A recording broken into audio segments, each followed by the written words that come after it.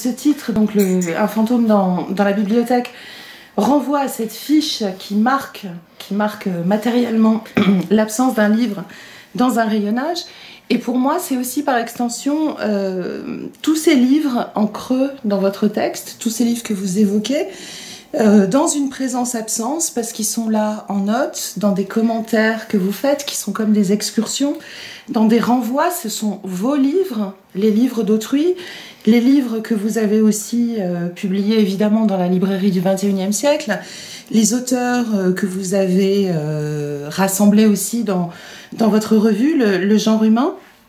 Est-ce que ce livre, c'est le livre fantôme de votre bibliothèque? Et c'est surtout un livre qui me reste à moi-même assez mystérieux. Par exemple, vous avez dit d'où vient le titre. Il y a au fond ce que nous savons et il y a ce qui nous échappe. Alors, ce que je sais, c'est la raison et comment, je peux le raconter. Ce titre est devenu d'abord le titre d'un chapitre et puis du livre. Mais en réalité, les choses se sont passées d'une manière moins anecdotique. Donc je commence par la fin. Quand j'ai relu l'ensemble, au moment où on fait les épreuves, etc., d'un livre, je me suis rendu compte que ce fantôme que je pensais être à la fois, en effet, l'histoire d'un livre manquant, l'histoire de tout ce qui peut échapper dans notre rapport au livre, qu'en réalité ce fantôme était beaucoup plus que ça, et qu'il reliait l'ensemble de tout ce que j'avais pu écrire et qui se trouve, donc l'ensemble de tout ce que j'avais pu écrire de plus intime, de plus privé, je dirais, et qui, comme il y a un moment une phrase où je dis que, et puis les universitaires savent ça, on fait des exposés. Un exposé, on est censé pouvoir soutenir, comme à une thèse, ça se trouve où, ça a été cité pourquoi, etc. Et puis il y a des jours où on s'expose.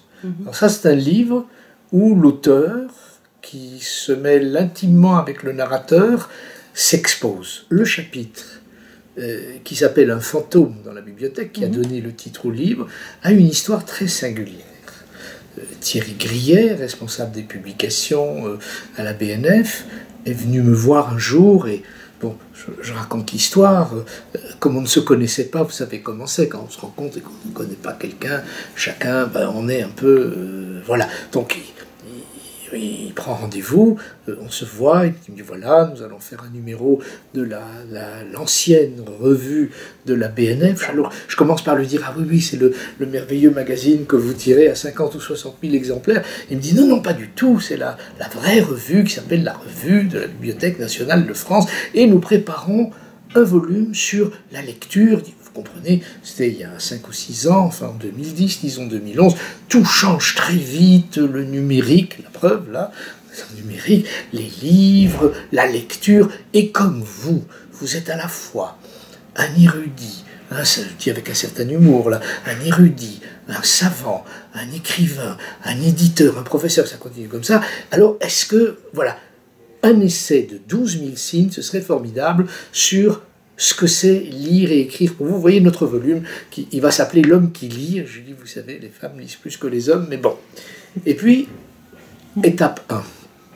Deuxième étape, j'ai ce texte qui me trotte dans la tête, et puis je fais rien. Comme souvent, quand on vous demande un texte, on ne le fait pas nécessairement. Et puis je me réveille une nuit, et sans comprendre tout à fait ce qui se passe, je commence à écrire l'histoire. On va retrouver le fantôme dans un instant, je vous rassure. L'histoire d'un enfant qui n'a envie de rien. Mais de tellement rien. Je sens toujours là le besoin de préciser que de ne pas avoir envie de vivre, ça nous arrive, je dirais pas tous les jours, mais ça peut arriver. Le désir même de mourir, d'être suicidaire, peut traverser l'esprit. Non, cet enfant, même la mort ne l'intéresse pas. Au fond, son unique colonne vertébrale, c'est la seule chose dont il est certaine, c'est que jamais, jamais il n'apprendra ni à lire ni à écrire, et il ne sait même pas pourquoi. Mais le lecteur, très rapidement, va être informé d'une chose simple, que nous savons tous, c'est que pour écrire des lois, on se sert de l'alphabet, et que cet enfant sait, parce qu'il est né dans un monde après un génocide en 1946. Il sait qu'il y a eu là des massacres qui n'étaient pas du tout des massacres spontanés, mais des massacres ordonnés par des lois, c'est-à-dire par des systèmes alphabétiques aussi. Et lorsqu'il dit qu'il ne veut pas, ne peut pas, c'est pas qu'il ne veut pas, qu'il ne peut pas apprendre ni à lire ni à écrire, on comprend qu'en effet, son problème, ce ne sont pas les récits. Ce sont vraiment ces espèces de trucs noirs qui sont sur la page blanche et qu'on appelle des alphabets qui forment des vocables et des mots. Et puis, arrivé à l'adolescence, tous les parents savent ça, le moment de l'adolescence, tout bascule.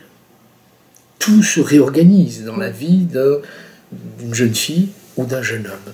Et cet enfant sombre littéralement, ni dans l'alcool, ni dans la drogue, il sombre dans l'érudition.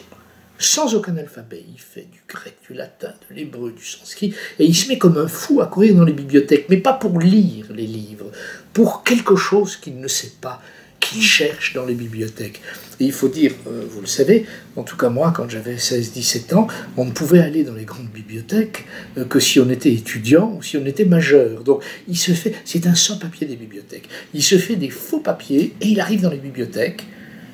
Et voilà, pardon pour ce détour, qu'arrive le fantôme. Il découvre que quand quelqu'un emprunte un livre, en accès libre, qu'il va s'asseoir à une table avec un livre, en lieu et place du livre, on met une planchette, une fiche, quelque chose que les bibliothécaires appellent, c'est un accessoire de bibliothèque, appellent un fantôme. Il a compris ça, et un jour, il débarque dans cette bibliothèque, et en lieu et place d'un livre manquant, il se dit, il va y avoir un fantôme. Le fantôme n'est pas là. Et c'est comme si tout se remettait en place à ce moment-là, dans cet esprit un peu échauffé, cet esprit qui n'était pas un esprit cultivé. Je veux dire, il n'avait pas appris grand-chose, mais sur le coup, tout s'éclaire. Il se rend compte que tous ces morts dont il avait entendu parler dans son enfance, eh bien, ces morts n'avaient pas eu droit au statut de fantôme même. C'était de la disparition, c'était pas de la mort. Et au fond, le fantôme, qui n'était pas là pour remplacer le livre, a été pour lui cette indication. Alors, posiez la question, un fantôme dans la bibliothèque, un livre. Il y a ce texte, je viens de raconter rapidement, pourrait y revenir. Mais c'est bien, je dirais bien après l'avoir écrit, ce texte-là, et en relisant l'ensemble du volume, que j'ai compris à quel point le rapport aux archives, le rapport, quelque chose auquel on reviendra peut-être, à l'absence de l'écriture ou au désir de ne pas écrire, le rapport à la musique, toutes ces choses sont complètement habitées au fond par la nécessité de dire quelque chose, en effet de ce que serait un fantôme, dès lors que le fantôme n'est pas là, et c'est pas à vous que je dois rappeler à quel point les fantômes sont des êtres littéraires. Si on se souvient même de l'œuvre d'Antonio Tabucchi, les fantômes dans la littérature, plus tard au cinéma, sont très présents. C'est de l'inquiétude rassurante, contrairement à la formule freudienne habituelle, que les fantômes nous offrent. Et ici, il faudra donc, cet enfant a dû apprendre à vivre avec un manque radical qui est non pas le manque des vivants devenus morts, mais le manque de la mort même, le manque du fantôme. Apprendre à vivre avec le manque du fantôme en n'en manquant pas, parce qu'en même temps c'est un enfant très joyeux, qui danse, qui rit, et qui saute au-dessus de l'absence du fantôme, pourrait-on dire. Oui, et c'était ma question suivante, mais je disais que c'était un mot qui avait peut-être un sens extensif, c'est une image aussi, c'est une métaphore, enfin, c'est un petit peu comme l'image dans le tapis de James, enfin, c'est cette image qui fait sens et qu'on retrouve absolument partout dans le livre, mais ce sont aussi tous ces fantômes de l'histoire, vous les évoquiez il y a un instant, d'une histoire à la fois collective et personnelle, intime, puisque, alors, j'allais dire vous êtes né, mais je l'ai étrangement écrit au pluriel dans ma question, et donc c'est l'enfant et vous. Dans une famille aux bibliothèques inaccessibles, écrivez-vous, aux archives effacées, et donc ces fantômes, ce sont eux aussi leur donner des archives, ne pas les oublier, écrire cette histoire qui a été effacée par un génocide, et un génocide pensé, comme vous l'avez dit. Alors oui, peut-être pour que les choses soient dites. Donc, je suis né en 1946 dans une famille juive polonaise qui a fait donc survécu miraculeusement, puisqu'en Europe, un juif polonais en 41, en 42, en 43, ça ne pesait pas lourd. Ils font partie de ces personnes qui ont pu arriver en passant par la France en Suisse, et donc se sont retrouvés dans des camps de réfugiés, et après la guerre, voilà, ils avaient survécu, et moi je suis né en 46, première chose. Pour la question que vous venez de poser, les archives, ou quoi que ce soit qui aurait pu appartenir à toutes ces familles disparues, qui étaient, par exemple, mon père, mais il faut voir ce qu'un enfant en fait. Mon père me disait toujours, Hollander avec O, il n'y en a pas. Tu es le seul. Les autres, ça s'écrit avec H, avec 2 L, avec un A et tout. Tu es le seul parce qu'ils sont tous morts. C'était terrible, sauf que moi j'étais très fier. J'étais très heureux, je me sens très très unique, je suis le seul. Je dirais que depuis l'arrivée d'Internet, j'ai compris que tout ça, c'est comme toutes les histoires de famille, ce sont des mythes, et il y a plein de Hollander qu'on retrouve écrits comme mon nom. Mais de toute manière, pour rappeler aussi qu'un enfant réinvente les choses, mais l'adulte ici, qui raconte l'histoire de l'enfant, a compris, quand il s'est mis à écrire, que ces êtres, ces millions d'êtres disparus, mais ils ont disparu avec tout ce qui aurait pu les signifier. Donc, bien sûr, on sait qu'il n'y a pas de tombeau, qu'il n'y a pas de mémoire inscrite, mais il n'y a pas non plus de documents, et oui, quelquefois pour certains, et encore rarement, ça dépend où ils étaient. S'ils étaient en Pologne, déportés depuis la Pologne, il n'y a même pas nécessairement de photos, ça dépend d'où ils arrivaient. Et donc, en quelque sorte, l'enfant va devoir s'organiser avec ce manque. Et, quand vous posez la question du rapport entre le fantôme et l'archive, là encore, j'aimerais, c'est pas une revendication, c'est un constat, c'est l'historien qui revient. Il faut assez modestement dire que j'ai quand même passé ma vie à m'efforcer de faire tout ce que je faisais sans savoir ce que je fais. C'était très important pour moi de ne pas savoir, de ne pas être dans une posture de maîtrise de savoir. Et donc, pour parler de choses élémentaires mais drôles en même temps, lorsque je raconte dans ce livre que j'ai conservé pendant des années tous les billets de train, tous les tickets de train de ce voyage que je n'ai jamais cessé de faire entre Bruxelles et Paris, Bruxelles, tous mes livres j'écris, et Paris au fond, où je travaille et où je suis domicilié, où je vote, et je me réfugie à Bruxelles pour écrire. Mais tous ces billets de train, quand je les gardais, c'était pas pour des archives, c'était pas pour l'IMEC, c'était parce que je ne savais pas. Et c'est bien plus tard, lorsqu'on m'a proposé de déposer mes archives à l'IMEC, que j'ai fait le choix, toujours sans comprendre et sans savoir, de déposer ces billets de train en me disant, vous voyez, on rationalise toujours, puisque la formation d'historien, je suis dit tant mieux, peut-être qu'un jour un historien du ferroviaire sera heureux de retrouver tous ces billets de train. Ce n'est que quand j'ai écrit un des textes qui s'appelle, et qui est devenu le chapitre qui s'appelle L'inassimilable, où je me souviens d'avoir rêvé en boucle, enfant, quand j'avais 6 ans, 7 ans, 8 ans, peut-être même 5 ans, j'en sais rien, des cauchemars où ce qui avait frappé l'enfant par rapport à la déportation, ce qui était très concret, les chambres à gaz, on ne peut pas tellement imaginer, mais ce qui est très concret, c'est qu'on sortait les gens de leur lit. Un enfant, on sort quelqu'un de son lit, il est en pyjama, ou il est tout nu, on l'emmène dans la rue, il peut à peine s'habiller. Moi, on me sortait toutes les nuits de mon lit pour emmener vers n'importe où. On ne savait pas où c'était, dans des trains. Et voilà que les trains revenaient. Et que, en écrivant ce chapitre, qui se trouve aujourd'hui dans ce fantôme dans la bibliothèque, on comprend le bonheur que ça peut être dans une vie que de prendre un train qui part d'un lieu et qui arrive dans un autre lieu.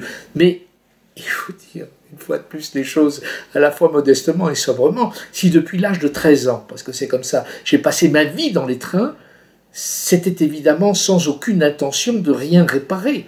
Cela dit, ça a néanmoins été une vie. Arrivé à mon âge, je continue à dire souvent que mon unique ou presque domicile fixe, c'est le train. Donc, le rapport entre le fantôme, l'absence, la fabrique d'archives que je suis devenu à moi tout seul, je dirais, en me servant de tout ce que j'ai autour de moi, des manuscrits d'auteurs, de mes propres textes, de choses que je ne sais pas, les documents préparatoires à notre rencontre d'aujourd'hui peuvent parfaitement se retrouver dans une enveloppe et devenir quelque chose comme une archive.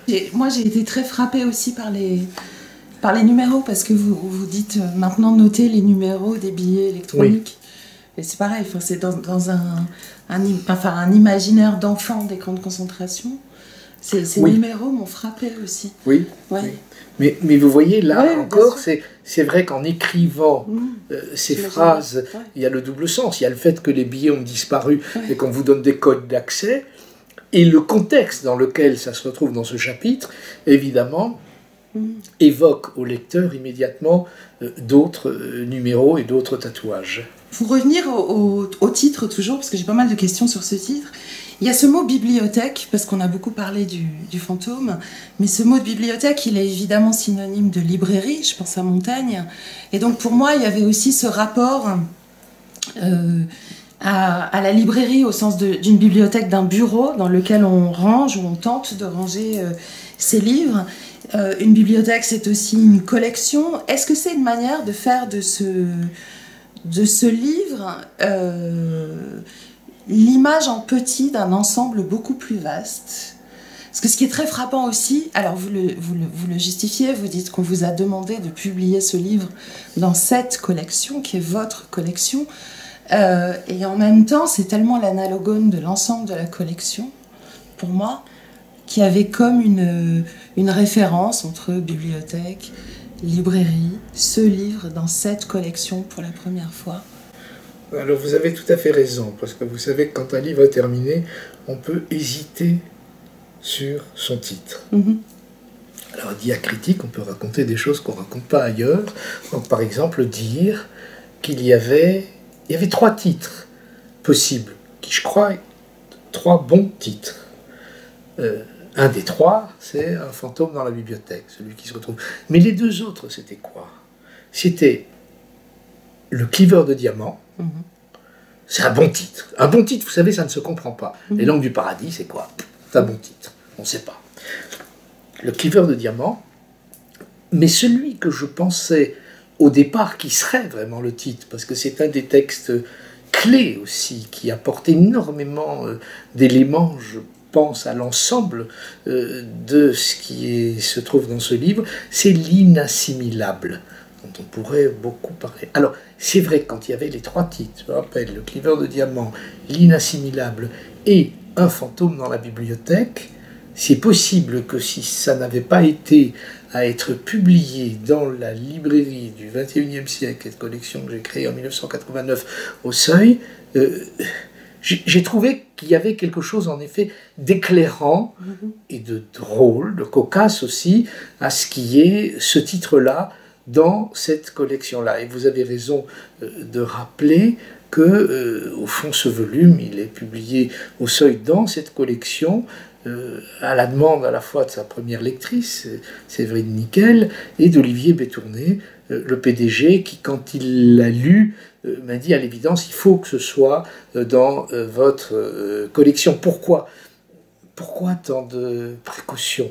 Après tout, lorsqu'on regarde l'histoire de l'édition au XXe siècle, il n'y a à peu près aucun auteur, aucun chercheur, aucun savant qui, directeur éditorial d'une collection, ne se soit pas publié lui-même. Ne prenons les choses que dans notre mémoire encore actuelle au XXe siècle.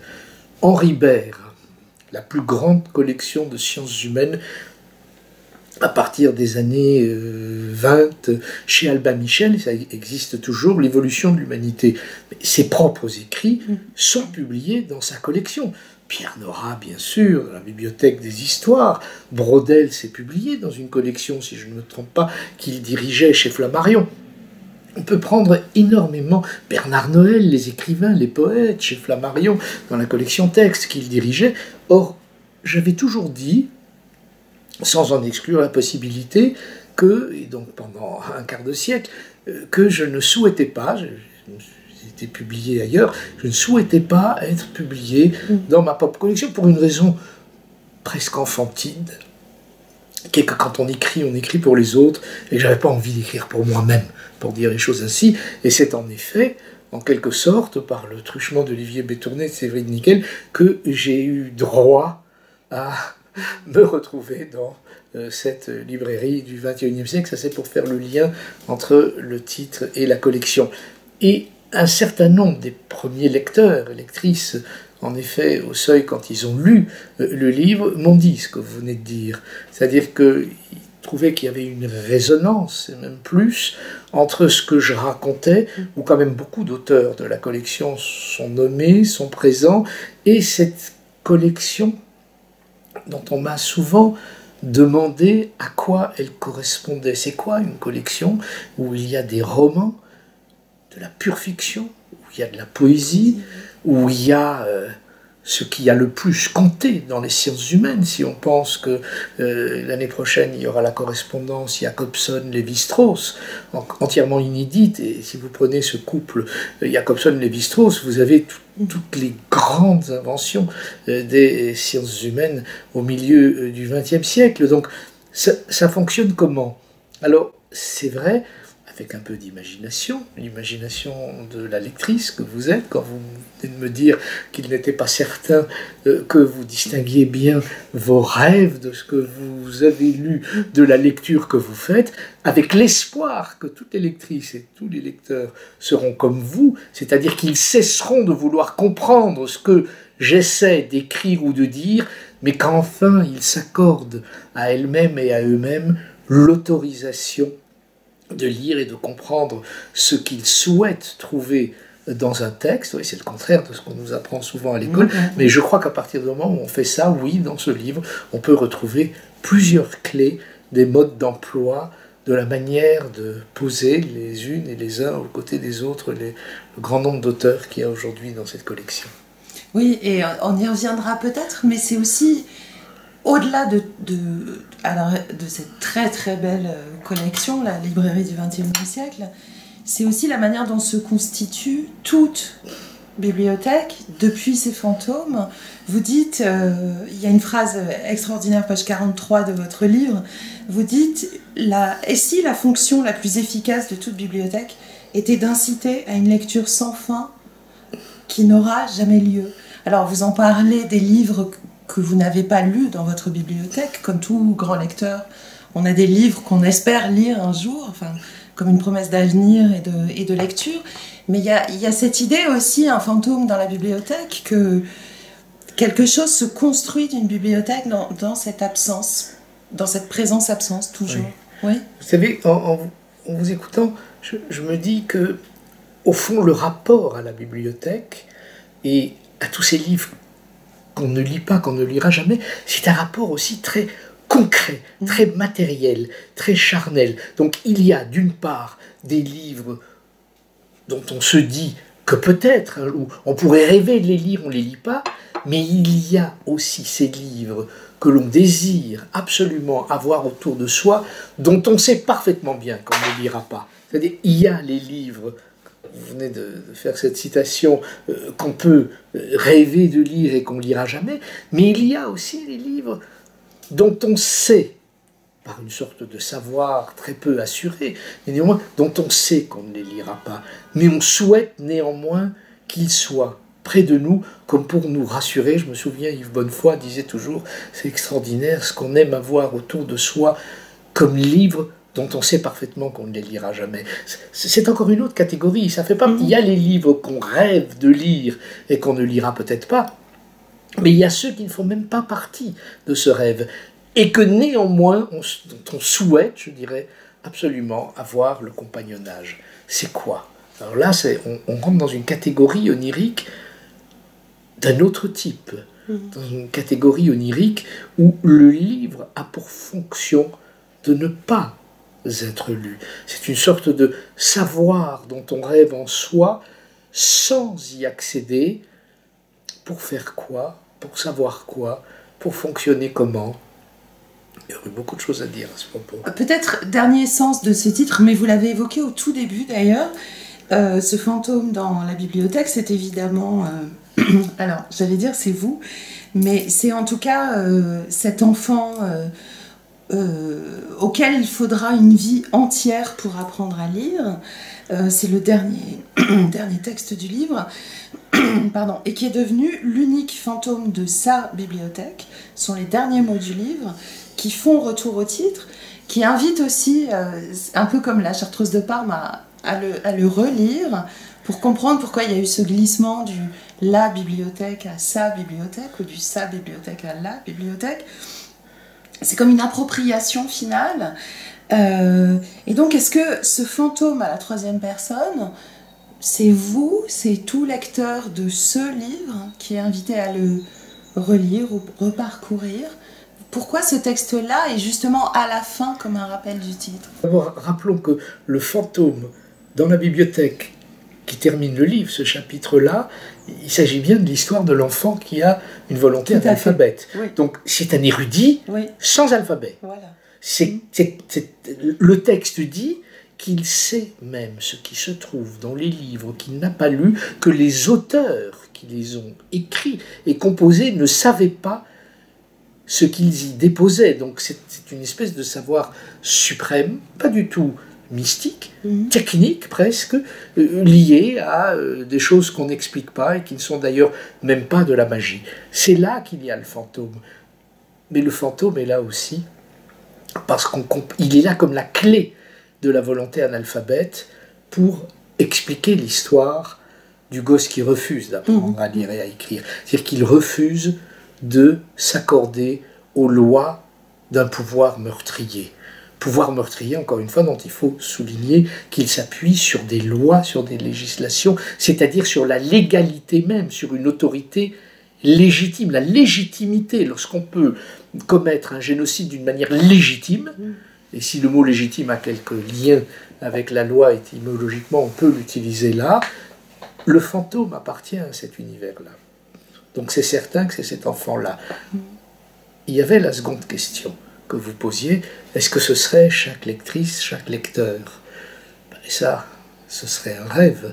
Ce serait le rêve que ce type de trajectoire, qui semble trajectoire singulière, puisse être adopté et partagé par de nombreuses lectrices et lecteurs.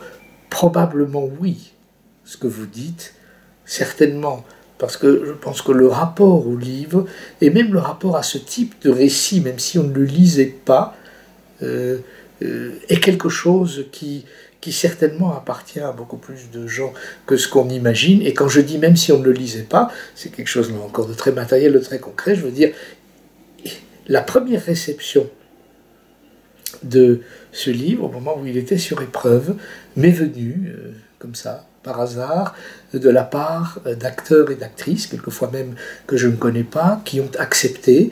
Il y aura une séance au musée d'histoire du judaïsme en janvier prochain, où à la fois Florence Delay et Denis Podalides vont lire des textes. Emmanuel Noblet va se saisir de ce livre pour en faire des choses. Catherine Arditi souhaitait également. Donc c'est quoi? Alors là, c'est l'incarnation d'un fantasme pour moi. Je ne veux pas écrire, je n'écris pas. D'ailleurs, je fais un livre qui n'est pas écrit. Enfin si, il est là, on peut l'acheter, on peut le lire. Mais néanmoins, s'il pouvait passer de ma voix qui n'écrit pas à une ouïe, à une oreille qui entend de la voix lisant ce texte qui n'est pas fait pour être lu, alors la boucle serait complètement bouclée. Au fond, je n'aurais pas dû publier un fantôme dans la bibliothèque dans ma librairie du XXIe siècle. Ça aurait dû être immédiatement de l'audio quelque chose, ça aurait pu être immédiatement Mais les fantasmes ne doivent pas s'incarner, n'est-ce pas? Nous savons ça. Ce serait un fantasme d'auteur, mais oui, mieux vaut que ce soit sur une page néanmoins. Oui, oui, oui. Et puis en même temps, c'est tellement le prolongement aussi de ce texte dans lequel vous racontez comment votre père lisait à chaque Shabbat un texte que un jour vous-même vous avez lu. Il y a cette transmission d'une voix et c'est ce qui va se produire avec bon, évidemment dans un contexte différent et c'est un autre type de livre, mais c'est exactement cette filiation, cette transmission aussi. Alors là, vous faites allusion, en effet, à un chapitre qui s'appelle Shabbat comme les autres. Shabbat étant le vendredi soir, dans les familles juives traditionnelles, où le père de famille dit des bénédictions.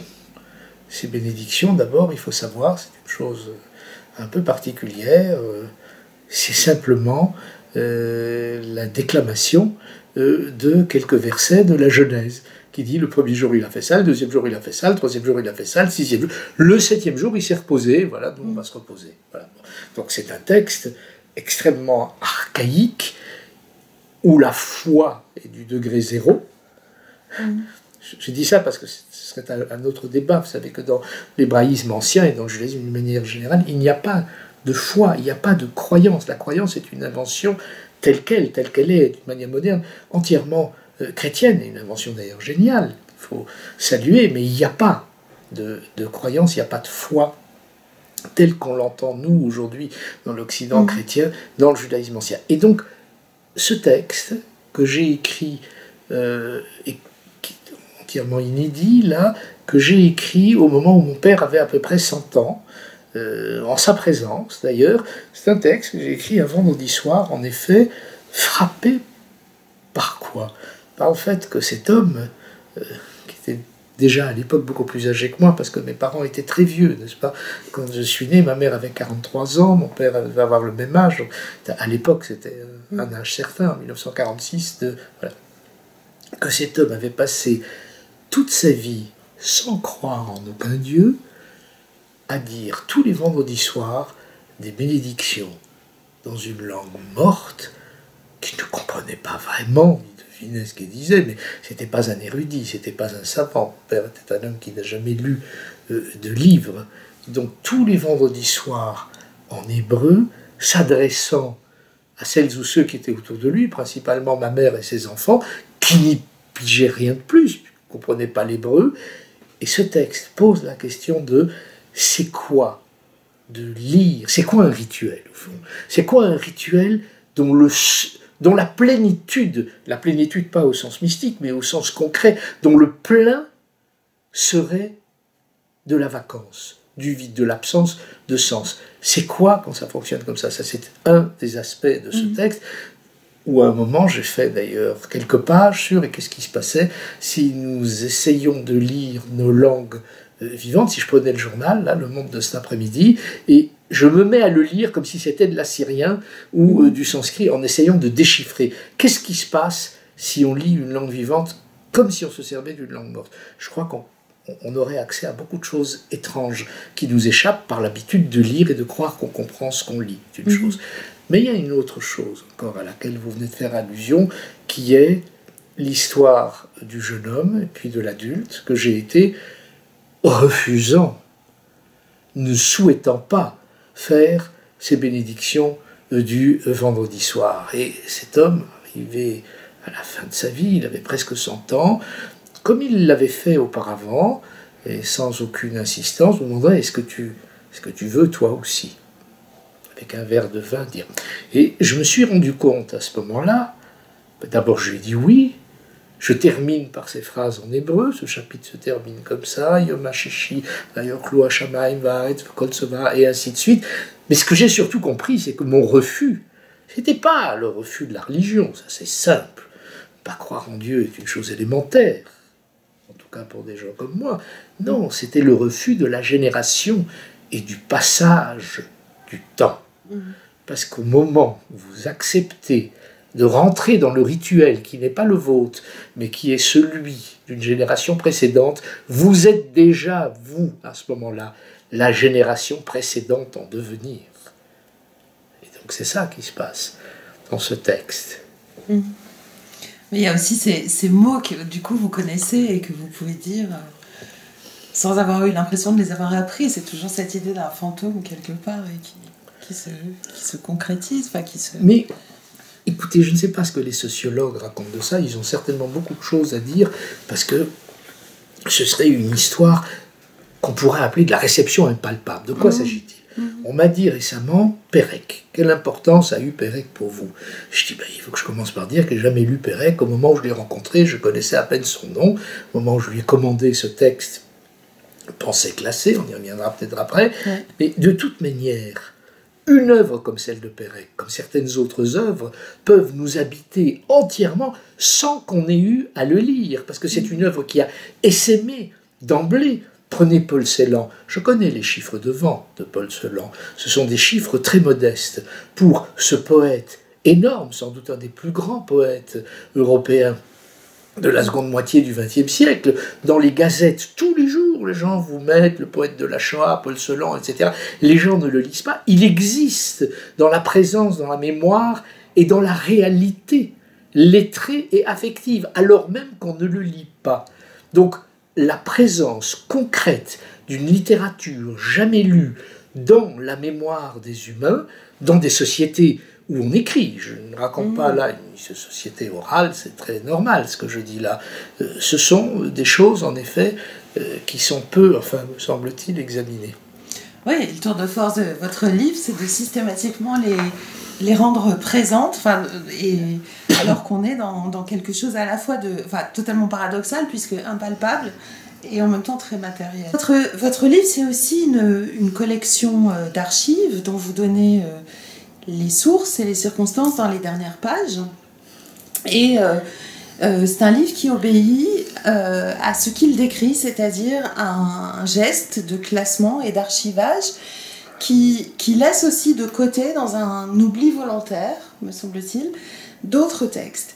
Et donc, est-ce que vous diriez que c'est un peu votre pensée classée, puisque on sait que vous êtes à l'origine de ce texte-là de Pérec. Est-ce que pour vous, il a cet aspect-là d'un pensée classée, pensée en classant, ou classée parce qu'on ne pense pas pouvoir classer? Enfin, je ne sais pas, il y a ces paradoxes qui tissent le texte. Oui, alors, c'est vrai que ce sont des textes qui ont tous en commun, je l'ai dit avant, d'être des textes où l'auteur s'expose plutôt qu'il n'expose. Je dis ça pas pour vanter les qualités ou les défauts, peu importe ici, d'un livre, mais pour le décrire d'une manière objective. C'est-à-dire que c'est un texte où il y a un livre où il y a à peu près pas de notes. Bon, oui, c'est vrai que chacun a ses défauts, et quand je cite Saint-Jérôme ou Origène, ça m'ennuie de ne pas mettre la source, donc j'ai mise. Mais il y a à peu près aucune note, ce qui n'existe dans aucun de mes autres livres ou autres textes, et en effet, je dis plein de choses qu'on a le droit de ne pas comprendre,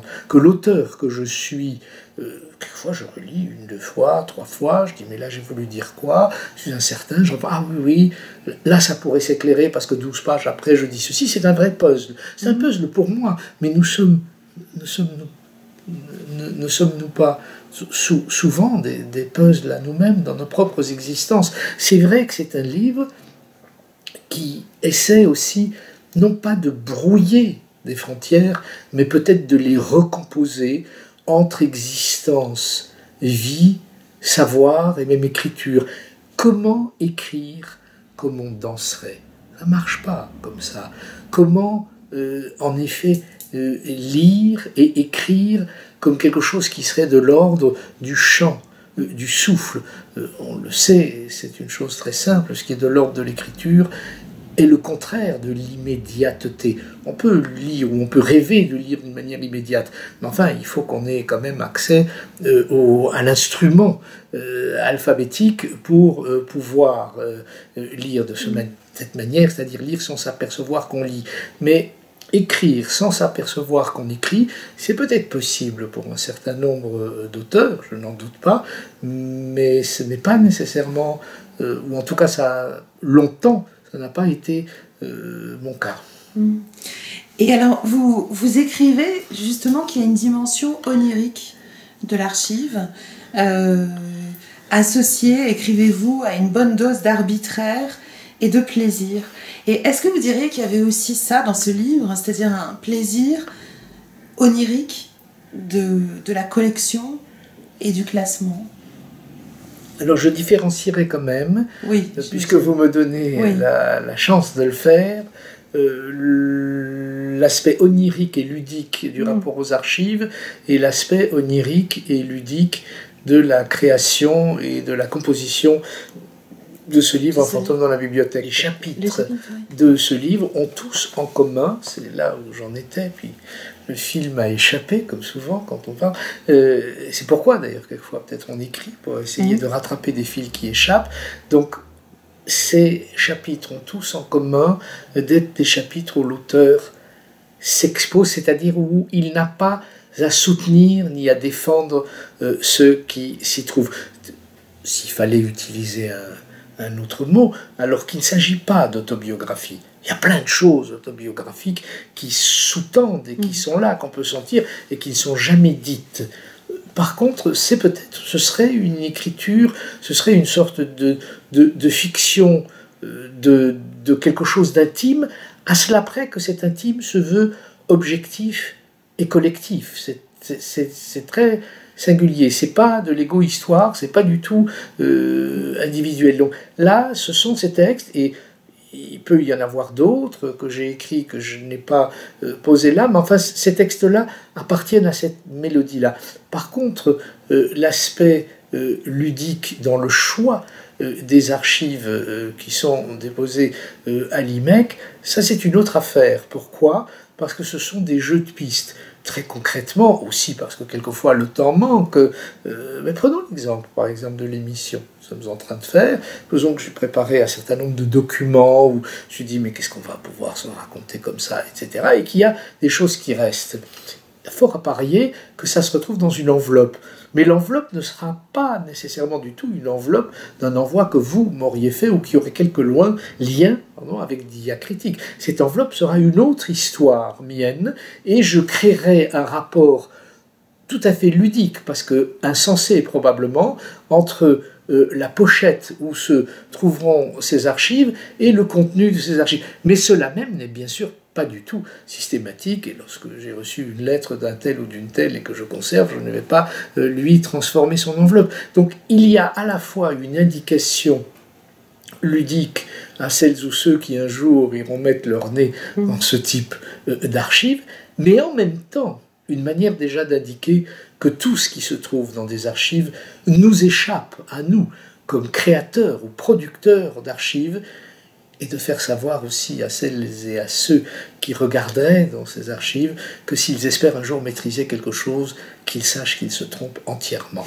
Soit ils jouent et ils fabriquent leur œuvre à partir d'une autre œuvre, soit ils sont à côté de la plaque. Il y a un très beau souvenir que j'aimerais raconter, parce que c'est lié à un ami qui n'écrit plus, qui est toujours là, Daniele Deliudice, que vous connaissez, le grand romancier italien, l'auteur du Stade de Wimbledon, dont Mathieu Amalric a fait le film qu'on sait.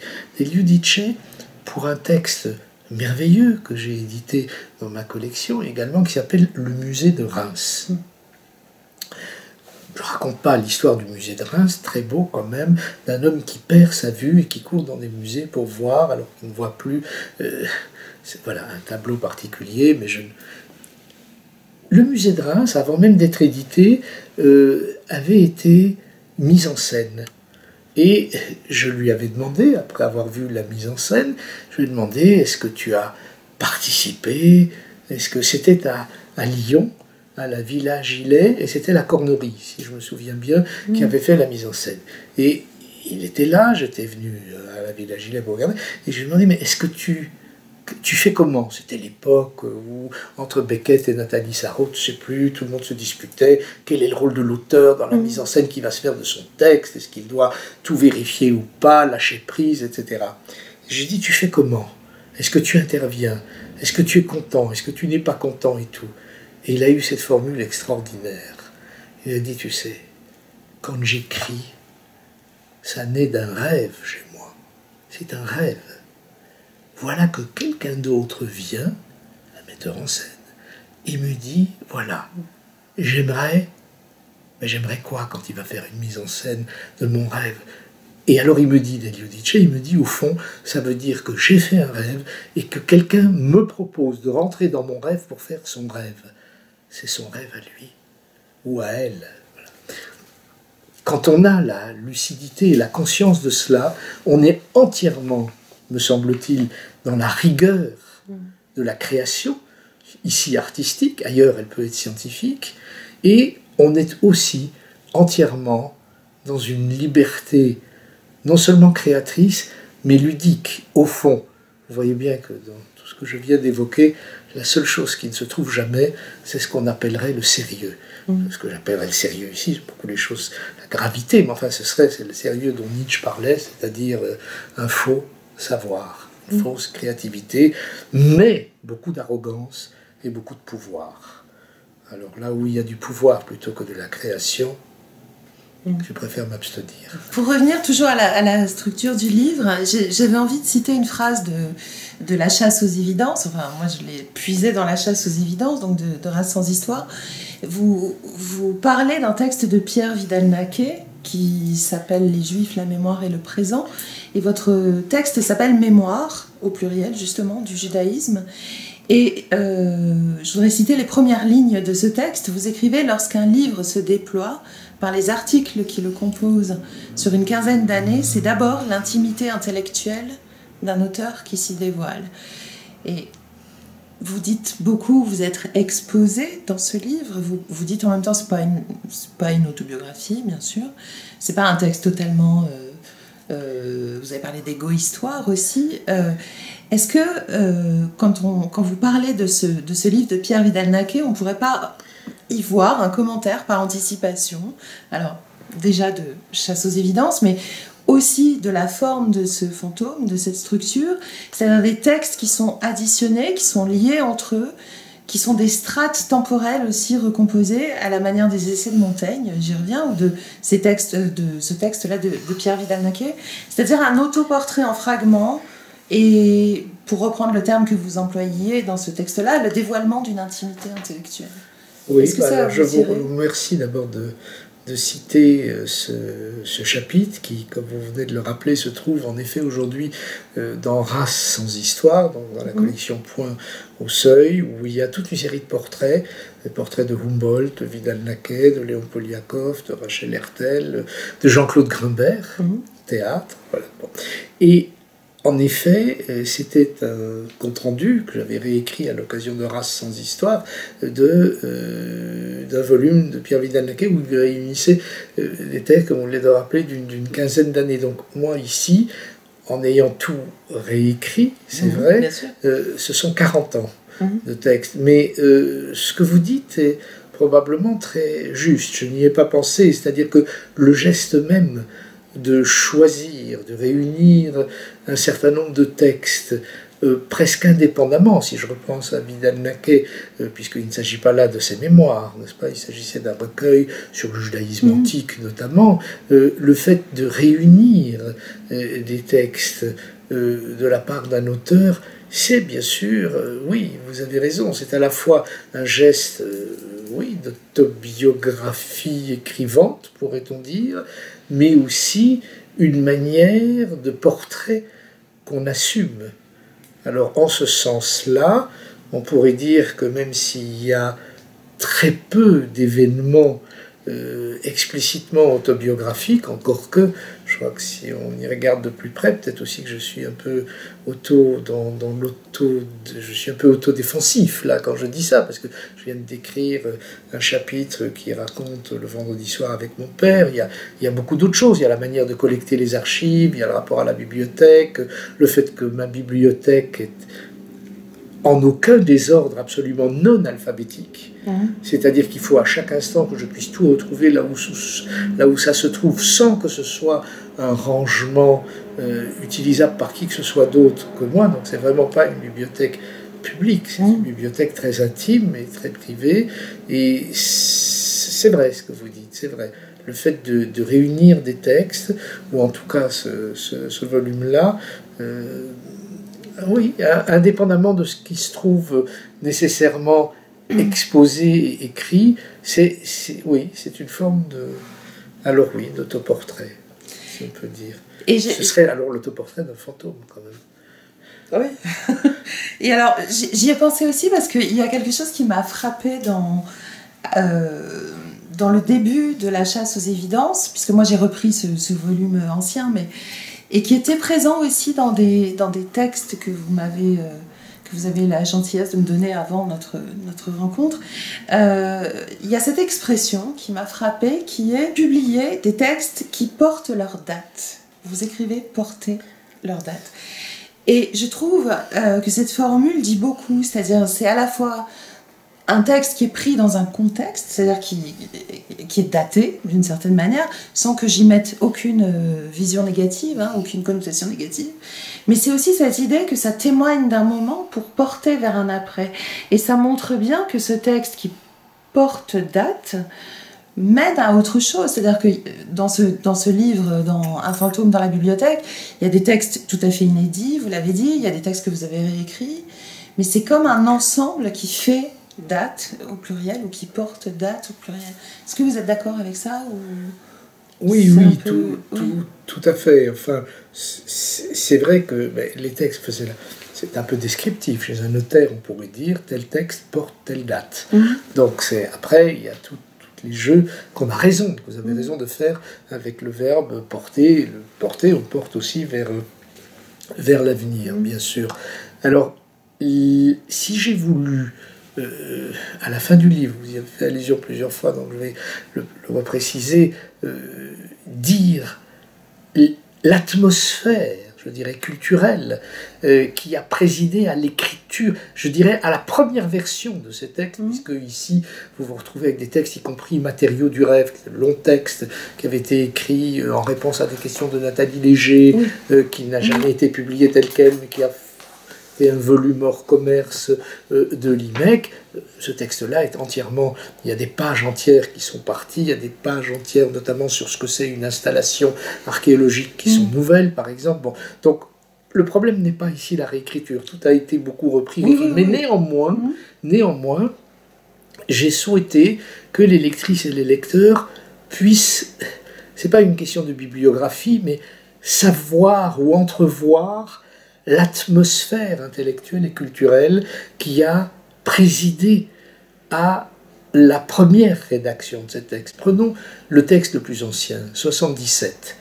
Il s'appelle « De l'absence de récit ». Il faudrait presque... Je m'arrête un instant, non, je prends pour en lire, parce que je ne me souviens pas même là, quelle serait la...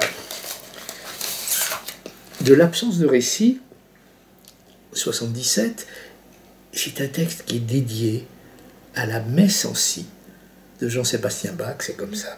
Et il commence de la manière suivante: de l'absence de récit, je n'ai pu finalement rien écrire. Je ne continue pas, c'est ça. C'est l'un des thèmes très forts du volume et qui se retrouve tout le temps et partout. Alors, ce texte-là, quand on va à la fin voir, mais qu'est-ce qui s'est passé en 77 ? Alors là, on voit... C'est un colloque que j'avais co-organisé avec quelques amis en Belgique, dans les Ardennes belges, où il y avait été venu, et je donne le nom de toutes celles et ceux qui étaient là. Pourquoi ? Pas pour faire de l'affichage de noms, mais pour rappeler quel était l'univers. Alors on voit ce texte dédié à la messe en si, il y avait Xenakis qui était là, il y avait Denis Roche, il y avait Derrida, il y avait la psychanalyste Michel Montrelet, Roger Lévinter, Jean-Pierre Faye, Jabès, Ocar, et je ne continue pas ainsi. Et pour chacun des textes, j'ai fait cela. Alors il s'agit, encore une fois, si c'était simplement pour mettre la première publication là et là chez Payot, ça s'y trouve aussi. Mais il s'agissait de, au fond, oui, puisque vous aviez posé la question de ce qui porte une date, est-ce que ça peut dire ? Ça peut dire que ça porte une époque aussi. Oui. Et une époque où Blanchot, ou Jabès, ou Derrida étaient très présents, et où ils étaient présents même quand on ne les lisait pas. Ça évoque ce que j'ai dit il y a quelques instants. Oui, et puis c'est aussi une manière de peut-être de montrer ce que vous écrivez par ailleurs à propos de ce que vous appelez vos installations archéologiques. C'est une manière de penser notre présent dont nul n'est ou si peu contemporain. Oui. C'est aussi ce travail sur un passé qui est notre présent et qui est tourné vers l'avenir. Il y a systématiquement ces trois temporalités qui font date, en fait.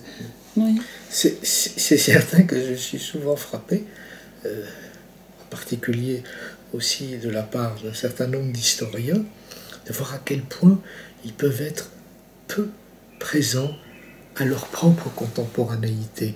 C'est comme si, mais je pense que c'est très profond, et je ne pense pas du tout pouvoir y échapper plus que d'autres, c'est comme si nous portions en nous, mais d'une manière un peu prégnante et oppressante, les valeurs de notre enfance.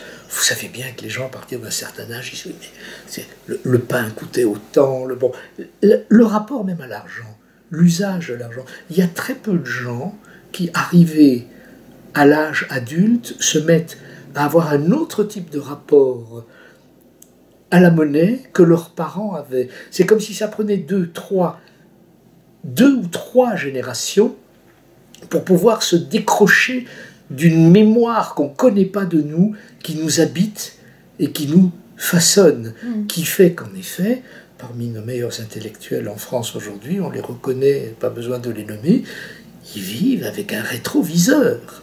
Pour eux, ils avancent, non pas en reculant, mais ils avancent en regardant toutes ces valeurs magnifiques et merveilleuses du passé, mais qui sont, on a le droit de penser comme ça, bien sûr, mais il faut quand même savoir que l'âge d'or est une des plus vieilles inventions contemporaines à chaque époque de toutes les humanités culturelles, faites de penser que ce qui était jadis. Et donc, le fait de ne pas être contemporain de son présent est un... J'ai pas tellement plus d'autres choses à dire, mais je pense que politiquement, notamment, c'est quelque chose d'extrêmement grave qui empêche de prendre en considération les choses qui sont... des choses qui surviennent dans le présent, n'est-ce pas ? Et si on prenait cette idée-là, simplement de voir comment ça se passe en médecine, vous avez à la fois la recherche médicale, qui est absolument magnifique, et qui ne cesse d'observer, de voir, et entre cette recherche et l'application thérapeutique, vous avez le regard du temps qui passe, et je dirais qui plombe inutilement, de mon point de vue, le présent. C'est tout ça qu'il y a dans cette phrase « Nous sommes rarement contemporains de notre présent ». Et quant au rapport à l'art contemporain, alors là, c'est criant. On voit bien que les gens, ils comprennent pas ce qui... Mais à n'importe quelle époque, prenez ça, il y a un siècle, il y a 3 siècles, je veux dire, les gens ne voient pas ce qui se passe quand ça se passe sous leurs yeux, parce que peut-être que c'est plus rassurant pour eux de refabriquer autre chose. Oui, et alors que chez vous, ce qui est frappant aussi dans l'archive, on pourrait imaginer que c'est quelque chose qui est lié au passé ou à quelque chose qui se termine. Chez vous, c'est systématiquement tourné vers un avenir, vers une construction, vers quelque chose aussi qui est une fiction, c'est-à-dire la construction aussi d'un avant.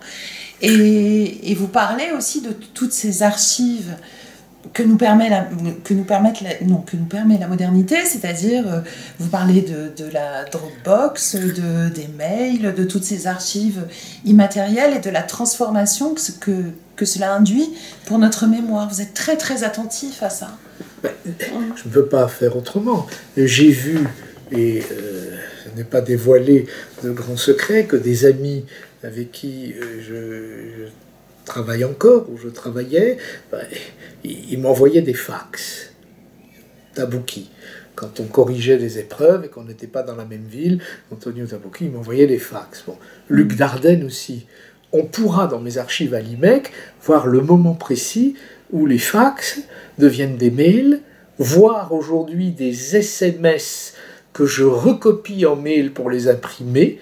Donc c'est déjà, je fabrique du déplacement, je reçois un SMS. J'ai eu des échanges avec Luc Dardenne, notamment au moment où j'ai écrit des pages sur Heidegger qui sont publiées en italien, encore inédites en français chez Bompiani, où j'ai voulu me servir avec son accord de ce qu'il avait fait.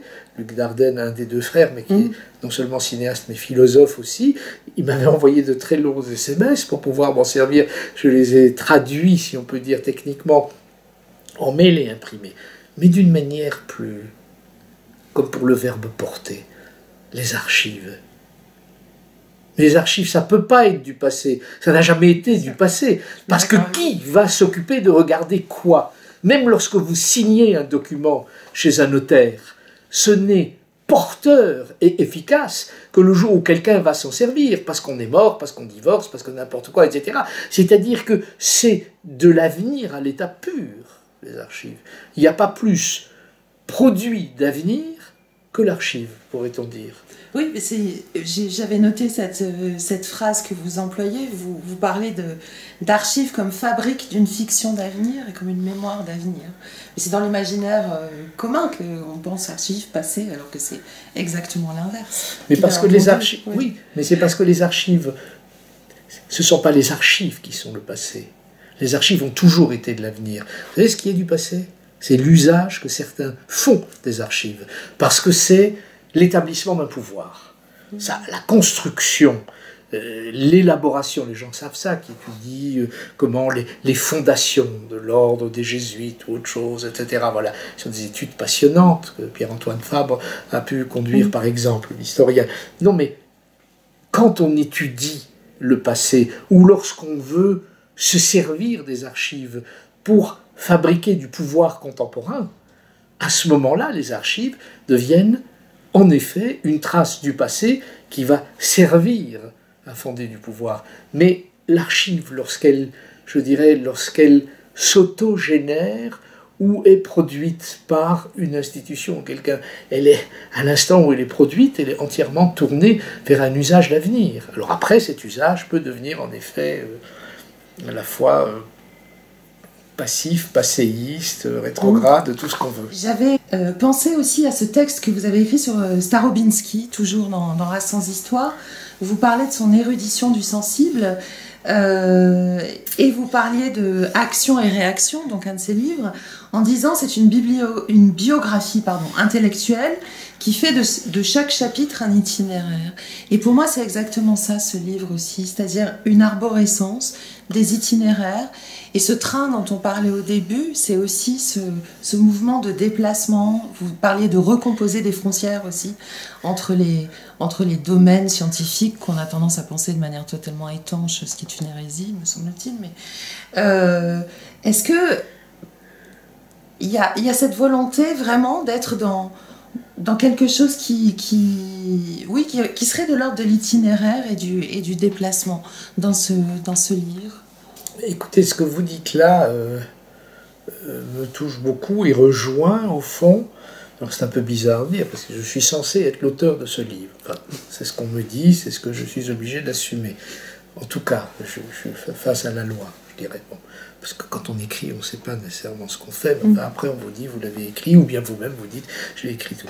Mais donc, ce que vous dites là rejoint ma propre lecture, c'est-à-dire a posteriori. C'est toujours la même chose, c'est-à-dire qu'au moment où les choses se sont écrites, et même au moment où je me suis mis à faire de la couture et à enlever, à augmenter, à accroître, à fabriquer vraiment le livre, si vous voulez, je ne savais pas nécessairement ce que vous êtes en train de dire. Et lorsqu'en effet j'ai relu l'ensemble, d'abord on peut dire d'une manière complètement personnelle, j'étais effondré. Je me suis dit, c'est pas vrai. Cette phrase écrite il y a 40 ans, non seulement elle fonctionne toujours, mais c'est comme si elle avait fait fonctionner toute mon existence. Alors là, on ne sait pas si on doit être désespéré. À la fois, on a narcissiquement, on peut dire, ah bon, donc vraiment, je ne me suis pas plus planté que ça, mais en même temps, je ne veux pas dire qu'on a fait du surplace, mais enfin bon, ce sera aux lectrices et aux lecteurs plutôt d'en décider. Mais merci également d'avoir évoqué ce chapitre, en effet, de Race sans histoire, dédié à Jean Starobinsky, dont le titre est « De la responsabilité sémantique ». Alors là, c'est différent, parce que action et réaction, qui est une somme colossale, n'est-ce pas, c'est l'histoire d'un couple sémantique.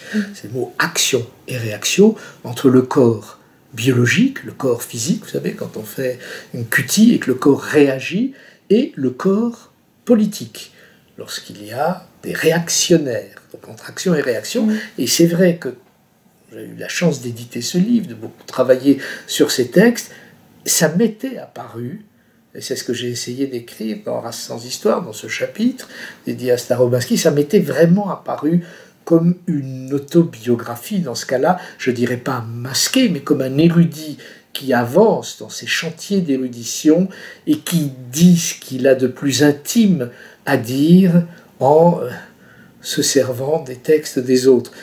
C'est vrai que nous l'avons tous fait, cela, moins bien, sans doute, quelquefois que Jean Starobinsky, mais en tout cas, beaucoup de savants d'érudits se racontent. Jean-Pierre Vernant, par exemple, Marcel Detienne, certainement, Nicole Leroux, tant d'autres. Ça, c'est pour le domaine grec, qui a été le mien. C'est sûr qu'un fantôme dans la bibliothèque fonctionne autrement. Puisque là, je dirais, en quelque sorte, je me retrouve apparemment en première ligne. Je dis apparemment parce qu'en effet, il y a quand même une narration qui est volontaire pour je dirais pas, c'est pas pour ne pas exposer l'auteur, mais c'est pour ne pas rentrer dans un rapport trivial ou naïf à ce que serait une littérature du jeu. Ah oui, totalement. C'est-à-dire que il y a aussi ce rapport entre une mémoire personnelle, sans doute, une mémoire intime, mais en tout cas on le suppose, et une fiction de soi. Par exemple, ce texte Cleaver de diamant, dont on perçoit l'importance aussi, en sachant que ça a été un des titres imaginés pour ce livre. Le Cleaver de diamant, qui est un texte qui est dédié à Olivier Rollin, enfin en tout cas c'est lui qui vous avait demandé de l'écrire pour un volume rassemblant justement des espaces, enfin des rooms. Quand vous racontez cette histoire du Cleaver de diamant, cet adolescent qui fait l'apprentissage de ce métier, qui apprend à faire d'une pierre brute une pierre précieuse aussi, nous, vous connaissant aujourd'hui, alors déjà on se dit est-ce que c'est vrai ? Bon, et puis à la limite ça pourrait ne pas avoir d'importance, on peut y voir la métaphore aussi de ce que c'est que d'être éditeur ou d'être écrivain, c'est-à-dire tirer quelque chose d'une matière brute. Et il y a toujours ce rapport-là au sens qui passe par un vacillement entre vérité et fiction, ou entre réel et imaginaire de ce réel.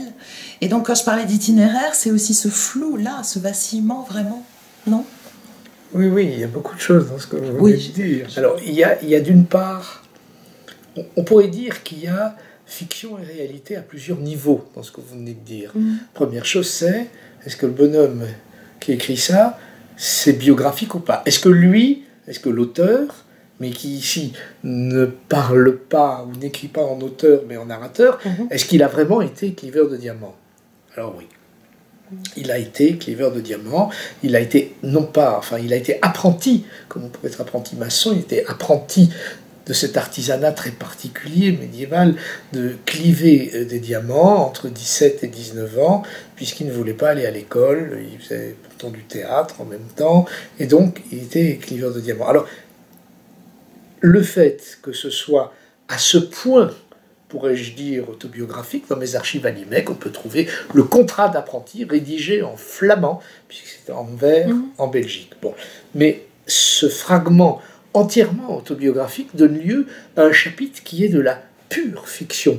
Tout est inventé, le nom des rues, le nom des personnages, en effet en hommage à un livre d'Olivier Rollin qui lui-même décrivait des chambres. N'est-ce pas ? Bon, alors, prenons chez Olivier Rollin, il y avait un des personnages de son livre suite à l'Hôtel Cristal qui s'appelait Papa Diamantides, c'est comme ça, c'est lui qui l'a appelé comme ça. Lorsque plus tard, il m'a demandé, avec bien d'autres auteurs, d'écrire un chapitre qui décrirait une chambre, et moi je fais donc une chambre de Cleaver, le Papa Diamantides devient un patron diamantaire. Bon. Mais alors, cette fiction, elle a trois niveaux, je dirais. C'est d'une part une fiction politique, parce que tous ces diamantaires sont des pauvres sans papier, critique sociale et politique.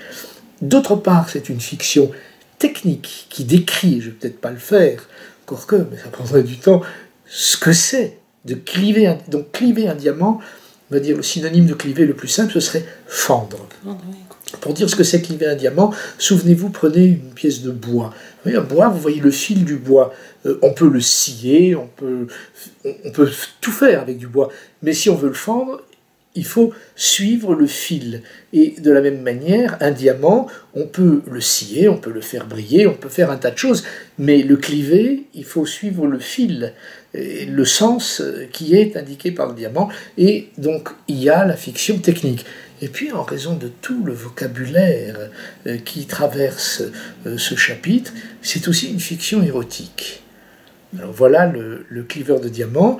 C'est vrai que je me souviens, et vous voyez, tout ça est antérieur de longues années à l'écriture de ce texte, que Michel de Certeau, avec qui il nous était arrivé de nous voir, travailler ensemble, lorsque je lui avais raconté qu'au fond, j'avais été cliveur de diamants, il me dit « mais c'est quoi ?» Je dis « mais c'est quelqu'un qui prend une pierre, qui l'assertit, et prend le modèle le plus simple, qui n'arrive jamais, vous avez une pierre avec une seule impureté, et alors on va essayer de la fendre en tapant un coup dessus, tac, comme ça, et à ce moment-là, où la pierre explose et vous n'avez plus rien, ou bien d'une pierre impure naissent deux pierres pures. » La seule chose qu'il avait retenue, qu'il trouvait formidable, c'est l'idée du coup sec et qui fait que tout se passe en un instant.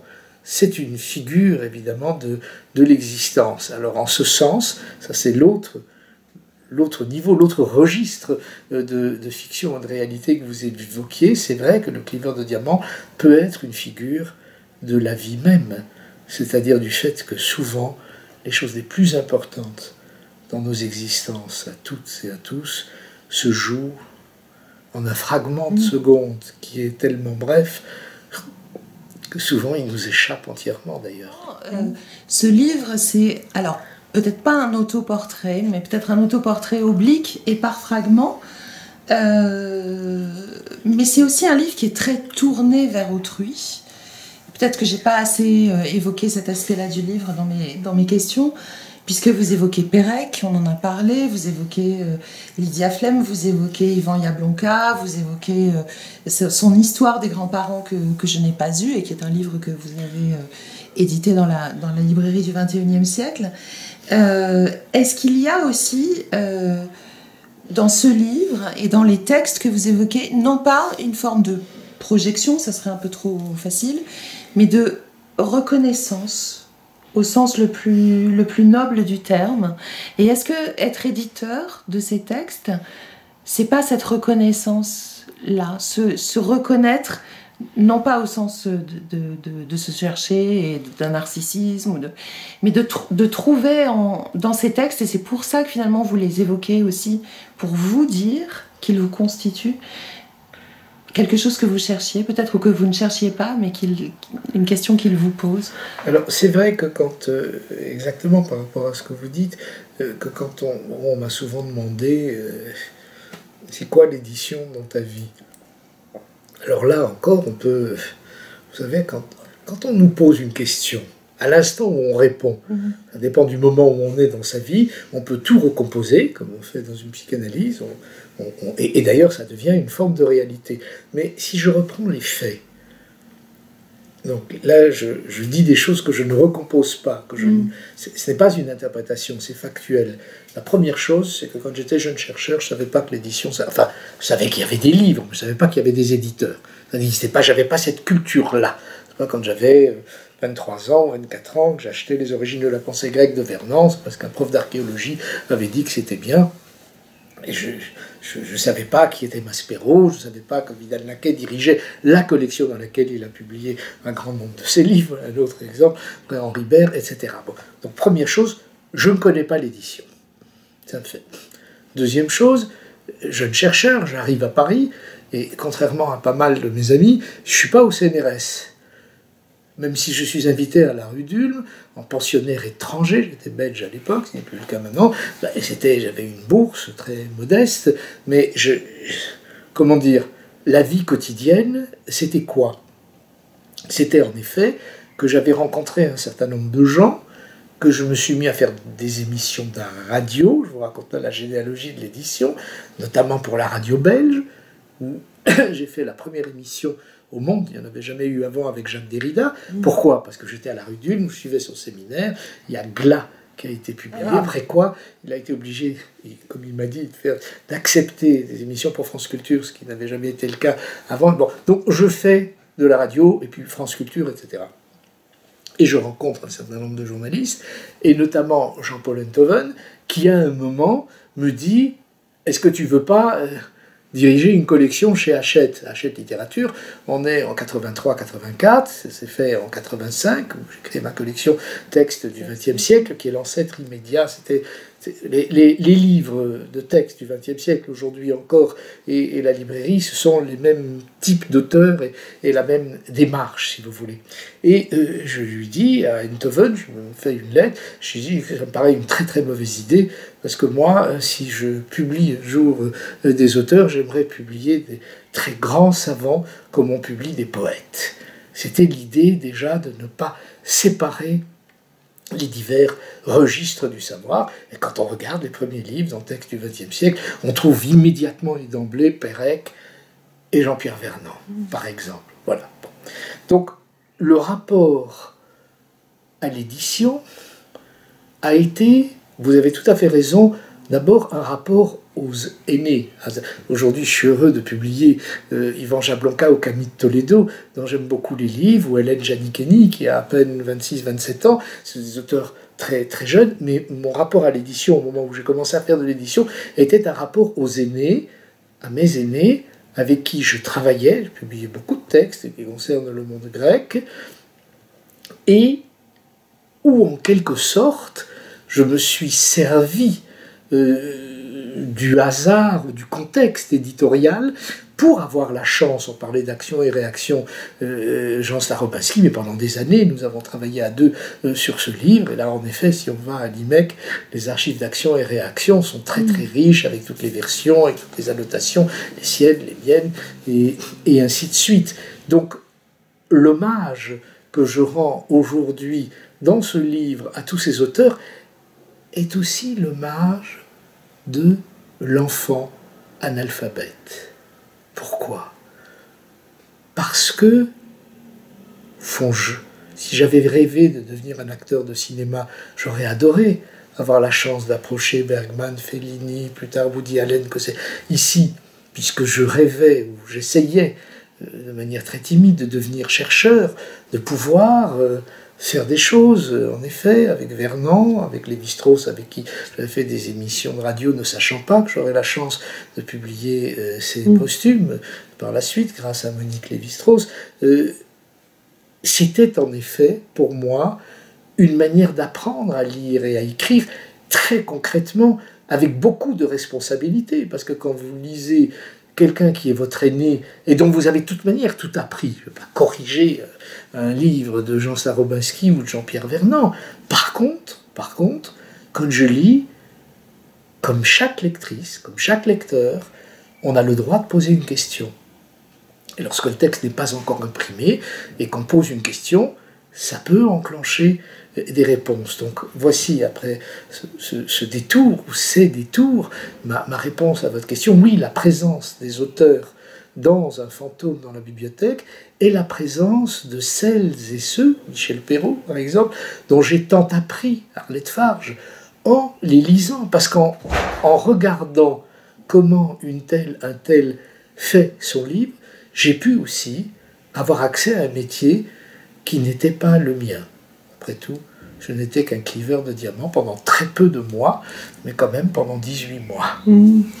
Et alors, vous avez répondu à ma dernière question, en fait, parce que vous parlez d'apprendre à lire et à écrire, à un moment donné, c'est à page 69, et je me suis demandé si vous n'étiez pas devenu éditeur pour apprendre à lire et à écrire. Mais vous avez tout à fait raison, mais là encore, si on reprenait, je peux le faire d'ailleurs, pourquoi pas, dans Race sans histoire, c'est dans le texte, je crois, dédié à Jean Starobinski, que je dis qu'on passe toute sa vie, ou en tout cas moi, que je passe toute ma vie à apprendre à lire et à écrire. Et oui, c'est vrai qu'alors un fantôme dans la bibliothèque, ce serait aussi un livre qui retracerait non pas le, mais les portraits, non pas seulement d'un apprenti cliveur, mais d'un apprenti lecteur, d'un apprenti auteur ou écrivant, sauf que c'est un apprenti qui sait qu'il ne cessera jamais d'être apprenti.